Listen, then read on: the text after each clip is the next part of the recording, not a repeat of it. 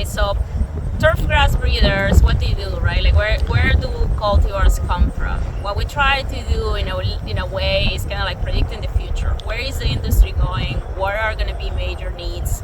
How climate change might change the stresses that turf grasses are affected by.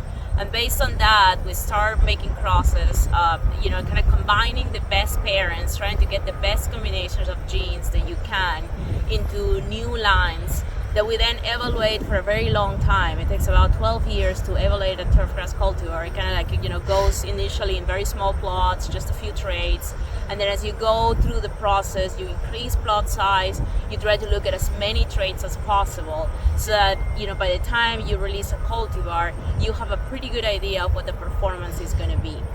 In 20 years ago, maybe in the turf industry, we care more than anything about turf quality and whatever inputs were needed to maintain that super high turf quality.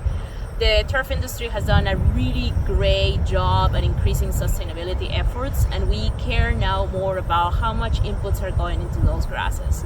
So in breeding, what we do is develop cultivars that maybe have better drought tolerance, right? So they use less water. Maybe they have more density, so they're able to outcompete weeds better, and that means that you're going to be using less herbicides. Color retention is an important trait because that means that you're going to be using less fertilizer. Sometimes we also look at canopy height, thinking about less mowing.